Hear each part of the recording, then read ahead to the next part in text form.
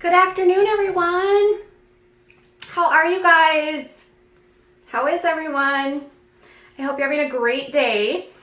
All right, you guys. So I've been having a little bit more fun doing these recaps, and I realized that I've been getting a lot of requests for more 90 Day Fiancé. And I realized the only way that we can get better with 90 Day Fiancé is if we actually talk about the show that's currently on air. And this season of Before the 90 Days is I don't even know how to explain it. I started the season kind of like, this is an interesting group of people. I'll be honest, I have been a fan of 90 Day Fiancé for years, and I was not a fan of the last season of the traditional 90 Day Fiancé, let's just say. I thought the cast was pretty boring. There wasn't anything like exciting. But this group on Before the 90 Days, and I have heard that casting. I talked to, who was it, Devin, who was on 90 Day Fiancé the other way. And Devin told me that a lot of the casting comes down to which production company or which production group is working with and sort of recruiting for the cast. And so it can be a little bit hit or miss.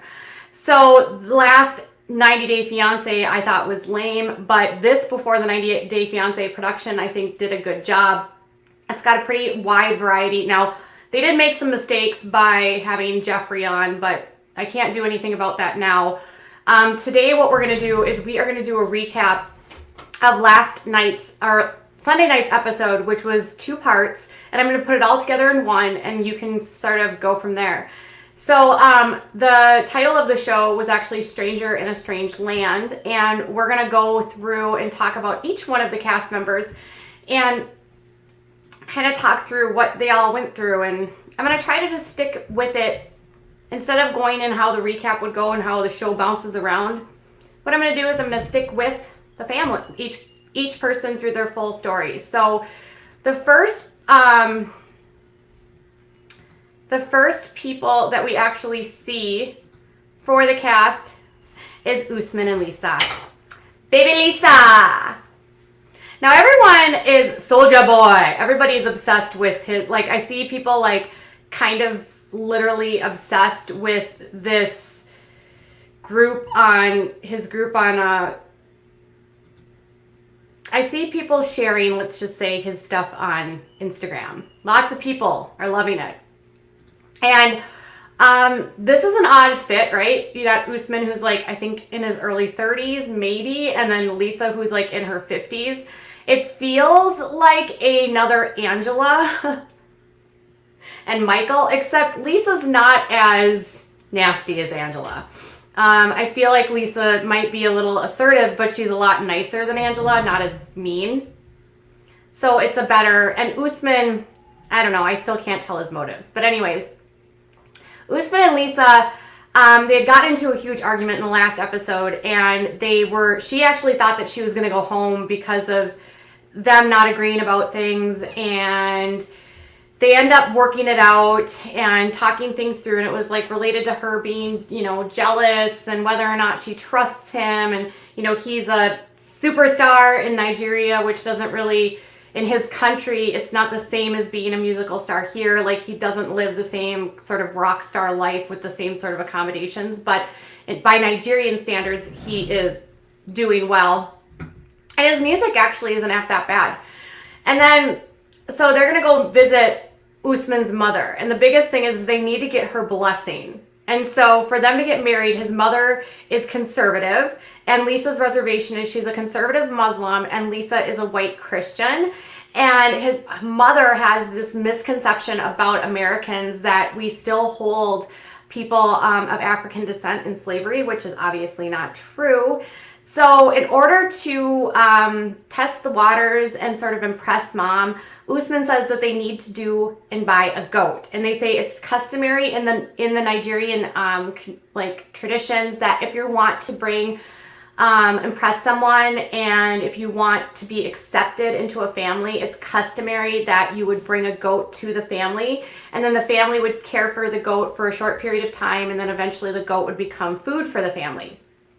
So they go to this goat market, And oh my goodness, is it a mess. It is muddy, and Lisa, of course, has got her Coach bag or whatever bag she's got. That girl always is traveling with her purse. And she's like got this big clunky bag, and she's like looking super out of place, and you know, she's just like, what is this place? You know, and Usman's like, this is great. This is the goat market, you know, and she's just like, I don't know what I'm doing there, you know, and they looking at the goats, and the goats obviously aren't, you know, they don't look as healthy or as robust or as big as you would find here in the United States. But Usman says they look great for, you know, the goats in Nigeria. So when they get to the goat market, it's dirty, it's muddy, and they're looking through all the different goats, and Lisa's concerned because some of the goats are really small, like they're not very well put together. They're not very well, they're skinny, let's just say. So anyways, they settle on a goat that she names Barney, and it apparently is going to be $115, and she thinks she's getting ripped off. She's like, I think I'm going to get ripped off. She's giving me the white girl price, you know, and then, you know, Usman's like, I would never let them give you the white girl or the white person price, and they end up buying it for $40,000, whatever the currency is there, which ends up being $115. They actually take the goat in a taxi back with them. Imagine being the cab driver or the Uber driver or whatever it is for this couple, and you're traveling with the goat back to meet mom. Yeah, because that just happened, okay? Actually, I'm going to do this not in order. I'm going to do this the way the show did it. So now we're going to go to these two, Varia and Geoffrey. Now, I don't like Geoffrey. Geoffrey keeps claiming that he has something to tell Varia, you know, and last episode, he's going to tell her in this episode, but here's the thing.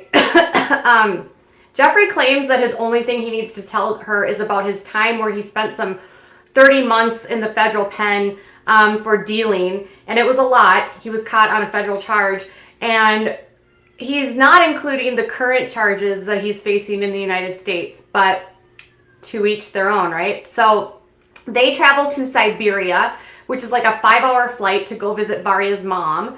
And Varia's mom doesn't want Geoffrey to actually take her to America. She says that, so they go the next morning after he meets the family, they're gonna like go, and she's gonna show him around town, and she's like really excited. And so she takes him to her school, and they're sitting outside of the schoolhouse, and she's talking about how they used to play in the construction area, and he's like, well, that's dangerous, and you know, like, where's your classroom? And she's like pointing up, and you know, she's like sharing stories about how she went to school even if it was like 40 below Celsius, and you know, she really loves her community and all of that. And next morning, as she's reminiscing about what her life is like in Siberia, he takes this as an opportunity to be honest with her, I guess. So she's opening about her, you know, innocent past going to school in Siberia, and he's like, I'm gonna drop a bomb on you. And so he's like, so I like went to prison for dealing drugs, and I'm a totally different person now, so it's totally fine. Yeah, like that's how it happened. And she is just like stunned. Somehow I get the sense that even if he's not into that kind of stuff, he has not become a different person.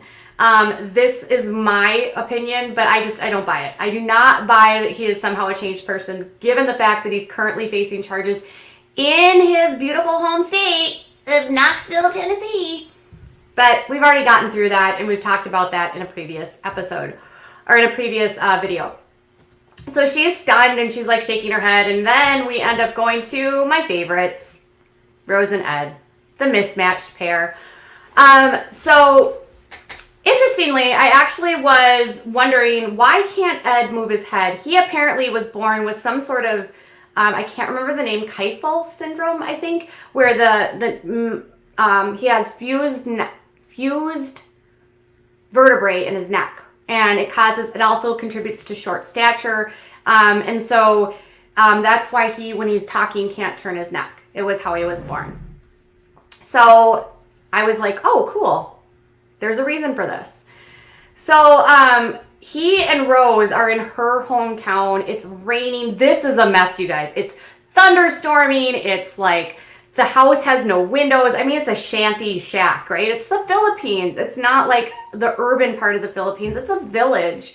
And somehow he has even though seeing pictures of this, he's shocked that this is how she lives.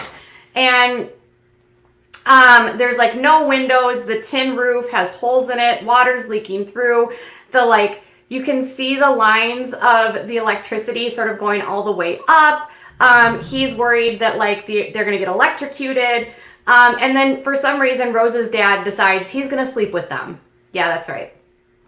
So she goes into her room, which is like basically a concrete room, and she's got this tiny little pad. It looks like a gymnastics mat, like if you were to have, or like a play mat that your kids would play on. And she rolls that out, and then he explains he has to have these 1,000 count sheets because he's got some sort of dermatitis on his skin. And because of that, those sheets haven't arrived, and he's freaking out that his skin is going to break out. Poor guy. I actually feel bad about that. And he said he actually shipped all of the sheets, but they never arrived. So they go to bed on Hello Kitty sheets. That's right. And then while they're laying in bed, he's freaking out because of all the different issues. The water leaking, the electrical exposed. The electricity eventually goes out. Rose is like, don't panic, baby, you'll be fine. Rose, I actually kind of like. She's sort of cute. There's something endearing about her. I still think that Ed is a meal ticket, but, and Ed's laying there, and he's looking all around, and he's just like, what is this? What am I doing? And, he's laying on the concrete floor on a pad, and he's like, I'm still trying to figure out if I'm a meal ticket for Rose. Well, let's see here. You are in your 50s. Rose is 23. You are, I don't know, really tiny. She's taller than you. I don't know. Unless you're super funny and have a great personality, which I haven't actually seen this yet. Ed, all I've seen you do is complain and whine and want your first class, first world accommodations in a country that is not fully developed. So I haven't seen any redeeming qualities in you besides the fact that you have money, which could help her get out of a terrible, or not even terrible, but an impoverished life that she currently has. So I would say yes, she is a meal ticket. You are the meal ticket. I don't know why you haven't figured this out yet. Okay. I'm pretty sure she didn't go after you because of, you're 30 years older than her, Ed. Okay, enough. Anyways. So Erika and Stephanie, oh my God, you guys, Erika and Stephanie, I just can't. This is what they look like the whole episode. I was like, really? I can't.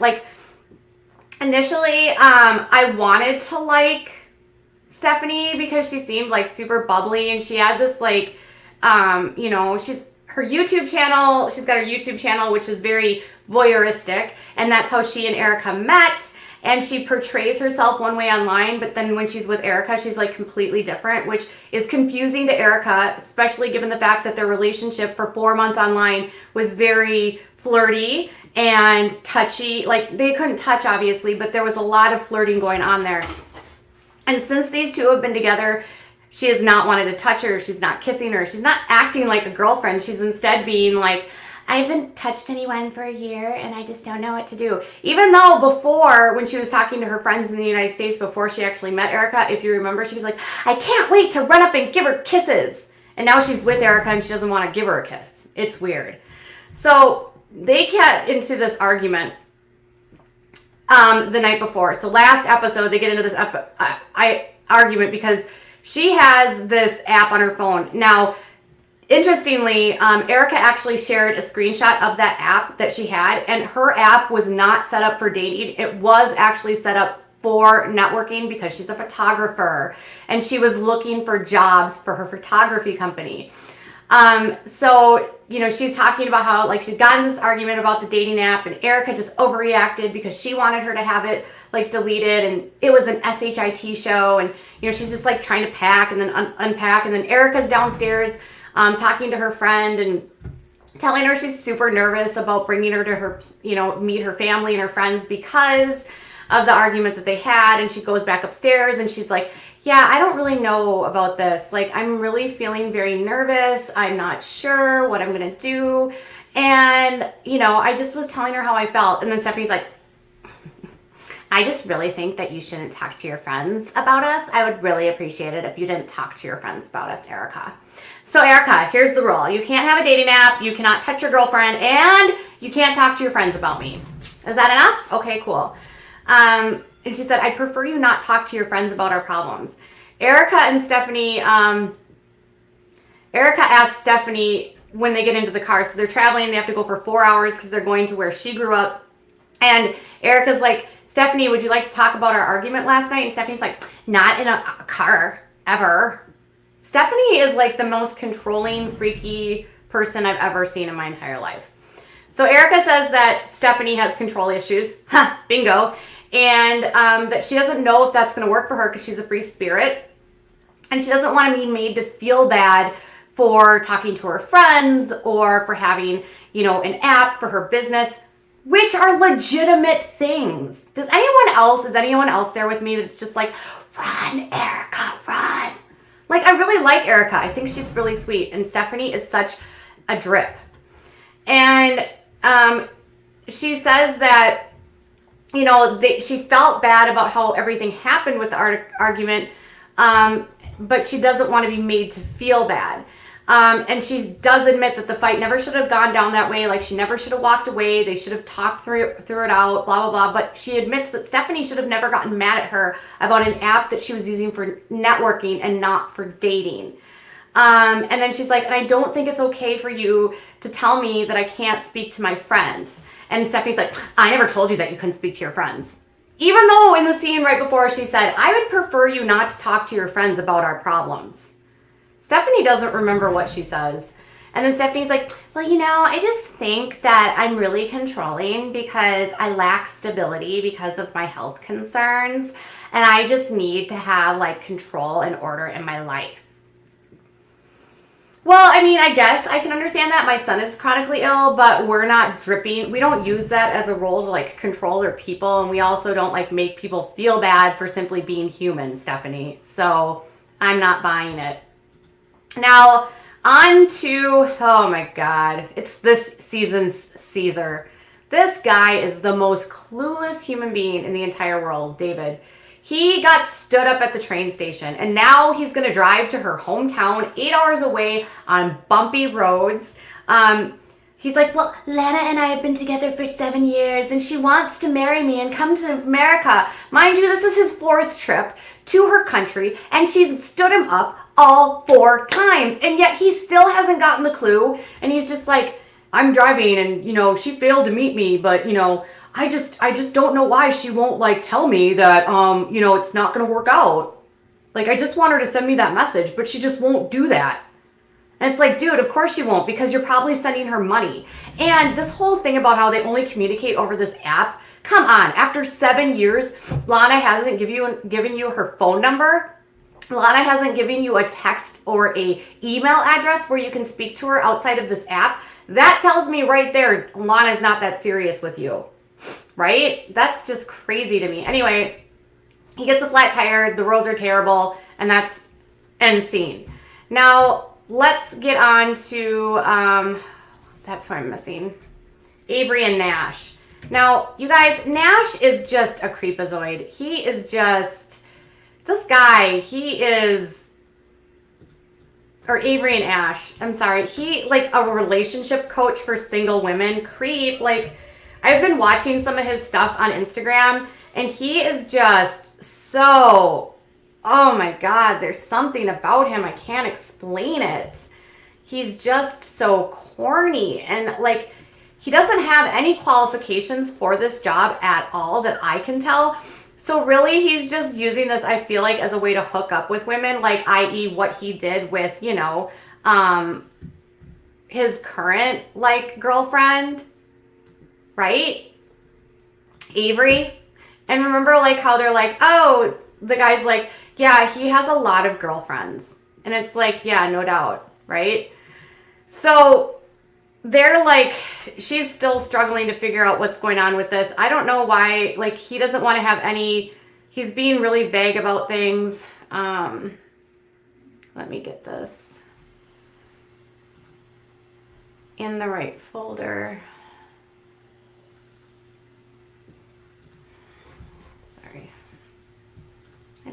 the picture in here.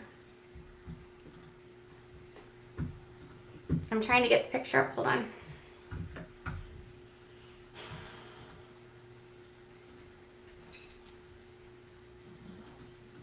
I don't have Avery and Nash. Where are they?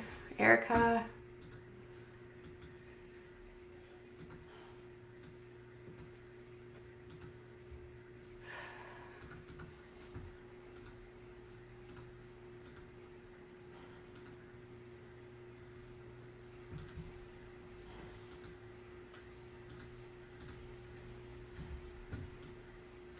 All right. So anyways, they are going to go on this crocodile safari. Okay. And she wakes up and he's like, I really like your thongs. And there we go. And he's like, I really like your thongs. And she's like, what? You mean flip-flops? You mean flip-flops? Anyways, so he takes her on a tour of a river on a boat. And they go look at alligators or crocodiles. And it's called a crocodile cruise. And he wants her to feel safe and get back to a place where it's more playful. And I feel like he's trying to use all of his techniques that he uses in his lame coaching where he's trying to like lure her in. And she's like, I still have reservations about being involved with a relationship coach. If you had reservations, girl, why did you even get this far? Why are you even there? This is ridiculous. Why did you go all the way to Australia to meet a man that has 68 women in his text messages that he's telling how to be a better girlfriend? If he crossed the boundaries with you, girl, he's crossed them before. So anyways, she's like having fun on the boat, but she's like, thinking like this isn't a vacation and we have questions that we really need to answer. And so after the crocodile cruise, they are back at wherever they're staying. I don't know if they're at a hotel, and she's outside. And here's the thing. They're on the cruise, she's drinking. They're back at their place, she's drinking. He doesn't drink or smoke. She smokes cannabis, eats cannabis, and drinks. And these are big issues if you're like this clean living person that Ash says that he is. And anyways, she's like, wants to talk about him bringing Taj, which by the way, this entire time, she hasn't met Taj, and he has a mom. Why on earth would she think that this guy is going to be able to take a kid out of the country and go with her to the United States? It just doesn't even make sense to me. And he wants her to admit to this, like, what's going on with Taj? Like, am I going to meet your ex-wife? What's going to happen? And he's just like, well, I'm just sort of still working on things. And, Avery's like, well, I'm a mom. And I just know that, like, if I was a mom, I don't know if I would be okay with this. Fun fact, Avery has an older daughter that she doesn't have custody of. But that's just me. Anyways, she doesn't think he's being truthful. And she's like, the experiences are great, but I want a partner for life. And so I really need to make sure that we're on the same page, Ash. And he's just all like, let me think of another way to seduce you with my brainwaves. All right. Then we get to, oh my God, why are these two even on? I hate Tom and Darcy. They are so annoying. Darcy is always crying. Darcy is the reason why all of her relationships fail. Darcy. So he says that he feels really terrible about what happened in their previous conversation where he literally said, have you gained weight? And I have another girl that I like way better than you. And he's like, I feel run over by Darcy. Really? You feel run over by Darcy? You like steamrolled her and basically were like, hey, you look fat and I have a new girlfriend. Like, not in so many terms, but whatever, Tom. And then he calls his sister and his sister is just like, she's just too needy. And, and Tom's like, I need to apologize to her. I want to talk to her. I have regrets for how I spoke to her. And it was uncharacteristic of me to speak to her like that. And his sister is like, what happened? Did she walk away? And he's like, she walked away. Did you go after her? No. This is such a fake storyline. And then Darcy's in her like hotel room and she's like, I don't know why he's so mad at me. I don't know why this always happens to me. I'm not sure. You guys, I'm so sad. He's a Jessie in disguise. And she blocks him on WhatsApp and she has no communication with him. So basically, she has no interest in ever talking to him again. All right, now back to where are they? Ed and Rose. Okay, so Ed and Rose, they wake up and they are actually still on the floor, and Ed's like he's like laying against this like wall, and he's like got sweat all over his shirt, and he's just like, she's like, good morning, did you sleep well? And he's like, no, I did not sleep well at all. He is so whiny. He says he's completely drained. He's super tired. I mean, I guess, you know, if you're not used to sort of accommodations, but he's not flexible at all. And he's like, he decides he's going to take Rose on a vacation. And he's like, but she's like, I don't want to leave Prince, her cute, adorable little boy, right? And he asks her to find someone to watch Prince. And he's like, would you be willing to go on this vacation with me? And she's just like, for you, I'd do anything. And then they're going to go take a shower together. You guys, this is the most hilarious part of the entire episode. And, like, he wants to get clean, and her dad's like, we're going to shower together. And the shower consists of a pot of water. I have hair on my mouth. With like, cups. Like, big, like, sort of pots that you dump it all over. And she's, like, dumping water on Ed. Ed and her dad, mind you, take their shirts off. They still have their bottoms on. And they just start rub-a-dub-dubbing. Mind you, there's chickens in the background. There's a hose that she's hosing him down with. There's a rat in the corner. And Ed's just like, and she's like, got the hose. And she's like, you know, and then her dad's just completely oblivious. And she's just like, this is normal. We just shower together. Not exactly what kind of shower I think Ed was thinking about. And when he finishes up, he's just like, I have to get out here. There's a rat in the corner. And we ask Dart, like, her about, like, what's that? And it's this, like, sweat. It's like this wet rat. And it's just like, the rat just looks so scared, you know? And she's like, I don't know. It's a mouse. Except it's not. It's literally, like, this big. And he's like, that's a rat. So a shower with rats, chickens, and her dad. Nothing else to say here. All right. So now we're back to these two, Usman and Lisa. So he gets Lisa dressed up in her traditional attire. And it's actually, I think, a really pretty dress. And he actually wraps her head up in a scarf, which is, you know, I think for the most part, she looks really nice. He said he's never actually brought a woman to meet his mother, and that there's a lot of obstacles here. She's white, she's American, and she's older than him. And when his parents found out, or when his mom found out that he was communicating with this older woman, she didn't actually speak to him for 3 months. And in the world of Nigeria, he would be considered a failure for bringing her home to him, and for mom not speaking to him. So he believes, after getting Lisa dressed up, that his mom will be impressed with her. And he wants her to put on she wants to put makeup on, and he's just like, no, don't put makeup on. No, do not do that. When you visit elders, you do not wear makeup. He admits, you know, his mom isn't really happy about this. It's going to be a really big obstacle to get his mom to agree to this. And it's because Lisa admits that Usman's mom believes that she's going to bring him back to the United States as a slave, which obviously we know is not what's going to happen. She really loves the arm candy that is Usman. All right. So back to these two. These poor girls. They're still crying.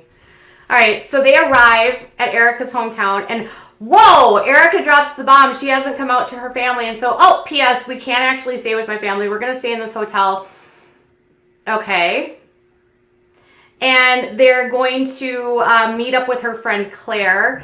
And, you know, she's just like, I need to get ready. I need to freshen up. I feel like that Stephanie always needs to freshen up. She's one of those girls that always needs to go to the bathroom to freshen up.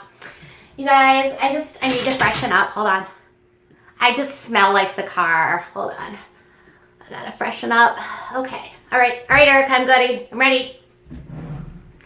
And they meet her friend Claire, and Stephanie literally doesn't even know how to communicate with people. I think her social skills are a 0. And she's like, they meet up with Claire, and Claire is like this spunky, cute girl. She's got her hair sort of on the side. She's got this black hat on. She's really friendly, really open, receptive. And Claire's like, how is everything? And she's like, ugh, it's been a long 4 days. Ugh. You know, we went to this wildlife place, and that was fun. And then, oh, God, she had the audacity. Well, she didn't say that part, but she's like, and then we did this thing at this art studio where we did, like paper mache busts. And I just was like, this is interesting date for only knowing you for a few days. And Erika was like, well, I thought it would be different. It seemed fun. And Erika made the decision based on her YouTube page, where she literally is always scantily clad and talks about all of these nude stuff things that she does, right? And Claire's just like, it wasn't fun? Sure sounds fun. You know, and then Claire says that Erika isn't acting like herself in an interview. So Stephanie then goes to the bathroom, and Erika tells Claire that there's no trust here. They aren't kissing, they aren't holding hands, there's no intimacy, but Stephanie is demanding that she do all of these things, like not talk to her friends, delete apps. And Claire says that it's really weird to see a new relationship like this because they're not touchy-feely, they're not holding hands, there's no chemistry, she said. And she said Erika's just not acting like herself. And I think Erika, run! Okay, back to David. David is like now in hometown where Lana is, and he's like, oh, I got a message from Lana and she wants to get a visa and I can't wait. Of course Lana wants a visa. All right, that was it. And scene. Now back to Varia and David. Varia and Geoffrey. And she's like, I can't believe that you didn't tell her about this prison, you know, and she's asking him all these questions, and, you know, he admits it was 30 months for dealing. It tells him about her cousin who passed away and had drug issues, and it was from something that he got off the street. And she's like, have you not ever considered about the people that you would hurt by selling these things? You know, really good points here, right? And he's just like, well, you know, it was easy money. I grew up poor. You know, what can I say? And he said he never thought about how it affected people, but he's a different person now. Right, Geoffrey. This isn't the part you didn't tell her about. It was the dealing that you were scared to tell her about, right? It's not your charges for, you know, DV against a girlfriend, you know, and multiple women in your life accusing you of DV and other issues, and this suspicious passing of your baby that even police admit you were a suspect for a moment, or they were suspicious of you. You've got a lot of litter in your background that makes me think you're not a good person, and it's not the dealing that we should be concerned about. Okay. Varia gets all huffy, and she's like, all right, I have to go. We need to press pause. All right. Now, back to Ed and Rose. Ed and Rose are legit my favorites. They are my favorites. Okay, and I could talk about these two all day long. So, Ed and Rose are now going to go to her father's pig farm, and they get to the dad's pig farm, and they're taking a bus, but it's not like a bus. It's like an open door sort of, I don't know. It's like a van truck with no windows, and they get on the bus, and you know, for Ed's part, I will say that he's very respectful of her father. He's very nice to him. He engages in conversation. And then they get to the farm, and of course Ed's like being a princess again, and he's like, oh my God, my Nike Jordans, which I'm sure they're not, they are gonna get so dirty. And so he puts like plastic bags over his shoes. Seriously, Ed, could you do anything without screwing up? Then her father wants him to feed the pigs, and he slips and he falls into the pig pen, and the food, it goes flying, you know, and he's just like, ah! Like, Ed whines all the time, and Rose is just like, I will put up with you because you will make me money when I will make money going to the United States. Like, I will have a better life. You know what I mean? Like, Rose is just like, just get through it, Rose. Just get right through it. Rose is really sweet, you guys. I really like her. Anyways, his father literally lives at the pig farm, and he's like, where do you live? And he's like, over there, and it's like a bunch of pallets covering a wall, like literally pallets, you know, from a warehouse. And there's like holes in it, and it's like a little makeshift like room where he puts his head down. And he's like, do you like living here? He's like, oh yes, I love it, you know. And like then he is respectful, and he asks her father if he can take her on a trip, and his father agrees. All right. Now, back to Stephanie and Erika again. Oh my God, these two are hilarious. Oh. So they get back to the hotel and they're going to talk through their differences. And, you know, Stephanie's just like, I think we're having compatibility issues here. And Erika says that so Erika actually starts opening up to Stephanie. And this is where my heart was smashing on the floor, because poor Erika is putting up with the diva that is Stephanie, who won't touch her, don't kiss her, won't make her feel like a girlfriend. A lot of people online are speculating that Stephanie did this to get famous because she's been on a bunch of TV shows. She's been trying to get famous for years. She's got her YouTube channel, and they don't really even buy that, like, this is real. She was dating an Austrian guy before this. So was she just trying to get on 90 Day Fiancé for fame purposes? Starcasm actually found some of her work and posted it on their website. And of course, Stephanie's just like, no, I really loved Erika. It wasn't for the fame. Although now she's there, and I don't think she's an actual, I don't think if she's bisexual, she's certainly not getting the vibes, or else she's just not attracted to Erika. I can't figure it out. But Erika says that Stephanie is literally always upset. She's like, about her mood. She's like, you're not giving me a lack of intimacy. You're making me delete an app. You're like upset about how all the traveling, like everything that we do, you're always upset. And she's like, and Stephanie's response, and she's literally just opening up to her, being like, you need to give me something so I feel like we can move forward, and Erika is like, and Stephanie's response is like, I'm sorry I'm not hand-holdy. Ever since I stopped giving you affection, you've excommunicated me. Like, Erika's literally trying to open up, and Stephanie's all like, me. I could not imagine. Good kudos to you, Erika, for sticking in there. So Erika says, Erika's like, you keep saying that we've only been together for a few days, but what about those 4 months online where we talked and communicated? She's like, I want someone to be excited about me. I want someone to be interested in me. And she's like crying. And these are like valid things, right? And Stephanie has like no reaction. She's like, oh, what? Hold on. Yeah, Erika's crying again, and like, then she's like, her body chemistry, or like her body, like, language doesn't match her being like, I feel sad that you're hurt. I just was like, yeah, you're lying. So she says that she's she's upset that she is upset Erika, and she feels bad that Erika feels bad. But in her interview, she's like, I haven't been intimate with anyone in a year, so it's really hard for me. No, see, here's the thing, Stephanie. If it was the right person, you would be intimate. And if you were actually attracted to women, it would be interest. It would be you being able to do this. Either you're not attracted to women or you're not attracted to Erika. That's it. There's something there where the attraction isn't there. And that's why you're not giving it to her. So stop stringing her along, okay? And she's like, there's a difference between speaking online and seeing you face to face. I had to come here, and now I have to meet people, and it's just all so much. And she's like, I feel like I effed up. And, it's really not good that you make me feel this way because of my illness. And then Erika's just like, oh my God, again, with Erika, everything being about Stephanie. So, she's like, you keep saying it's only been 4 days, and you're already acting like this after 4 days. And Erika's like, I'm trying to work with you. I'm trying to resolve this. I'm trying to find common ground. And Stephanie's like, no, you're not. You're just not. You don't understand. And Erika really wants to solve the problem. And she just, Stephanie is like, I just need time. I need time to figure this out. You could never understand my life. And Erika finally says what every single human was being. And she's like, that's right, Stephanie, because your struggles are worse than mine. Mic drop. All right, end scene.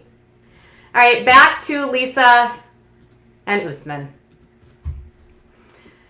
Now, poor Lisa and Usman are like, they're finally meeting with his mom, okay? And he gets there, and the mom is just sitting there on the wall, and she is so not impressed. And this is the funniest part. So, okay, mom and sister are sitting there, and mom is just like, she's too old right off the bat. Like, she's going to take him to the U.S. They don't treat black people very well in the United States. Like, this isn't going to work. We would never want him to be with someone that's much older. And, you know, they ask her, like, so how is America? And he's like, and he translates that to, what do you do in America? And she says, oh, I work in hospice. And then Usman goes, she's a doctor. She's a caregiver at hospice, which is a very noble and wonderful, like, heart, like, people that work in hospice are really the kindest people, and they are doing something very selfless, helping people at the end of life. And so, you know, I really give her credit for that kind of job, because it's not easy, but it's also extremely rewarding, because you not only help the patient, but help the family. Now, she's a caregiver. She's probably, you know, like a PCA or like a CNA. Doesn't sound like she was a nurse, because she didn't say I'm like a nurse. But he says she's a doctor, and then her mom, her sister's like, oh, God bless be. Life is so great. You know what I mean? Like, he's just so happy about it. But she's not a doctor, Usman. And then his brother Mohammed shows up, and he explains that his goal in meeting her and bringing Lisa to the property is so that he can get married and get their blessing so that they can go to the United States. And as soon as he said that, his mom's like, nope. And then she puts her, like, she has like a dress on, and then she puts her other veil over, and she covers her head, and she gets up and walks away. And Usman's like, mom said no. A capital no. And so they ask mom why that, and she's like, because she will take him to the United States, and she will not treat him well, and the people in the United States are not nice to him, and she's too old. And so that was the end of the episode. So Lisa and Usman have some obstacles to overcome in the next episode. They are actually going to team up and meet with his brother to see if they can get his brother to try to convince mom. Next week, Erika and Stephanie are probably going to have a falling out about something new, because that's just what they do. Rose and Ed are going to probably go on some vacation, and he's going to have another thing to bitch about. Geoffrey and Varia are going to probably, you know, work through his past. David and Lana, David will probably get stood up for the 87th time from Lana, and Ash is going to tell Avery that she has no place to tell him to have no phone numbers of other women in his phone, and that he can't be a relationship coach, and that he's single, so shut up. So that's all coming up next week on Before the 90 Days. I hope you guys liked this recap. I actually had a ton of fun. It was a wild gang of characters. And Kathy says, oh, here, let's get into the comments. I haven't even looked in the comments yet. Kathy says, I am a hospice caregiver, and I didn't know that it means I'm a doctor. Kathy, bless your heart for working in that field. You are a saint for doing this kind of stuff. Diane says, it was one of the funniest episodes so far. Ashley, you said, I always take the side of the person being used for the green card, but not in the Usman and Lisa situation. That man needs to run as fast. Lisa is super controlling. Yes, I don't know about that. And let's see, what else do we got? This floored me. As a nurse, I fell out. I just want to say, put the pillow over my face if baby girl Lisa was my end of life caregiver. Oh, so you are not that person. This girl says, I love that you have your makeup brush right there. Hey girl, I have all my makeup here. Sue says, your husband must get a kick out of listening to you right at the door. I don't think he's at the door. And then Sarah says, Steph uses her illness as an excuse for everything. Lara says, Erika deserves so much more. Shame, man. It's hard to see. Diane says she uses her disease as a huge excuse for her actions. Kathy, poor Erika was crying and Steph did nothing. And Billy says pillow talk is the best. I love pillow talk. It is funny. All right, you guys, I am so happy that this went so well. I got a really good turnout, which is great. And I will be doing recaps of this every single week. So hang tight as we welcome new content into the world, and we'll also be following the cast on social media. All right, you guys, thank you so much for joining me, and I hope you have a great day. Bye.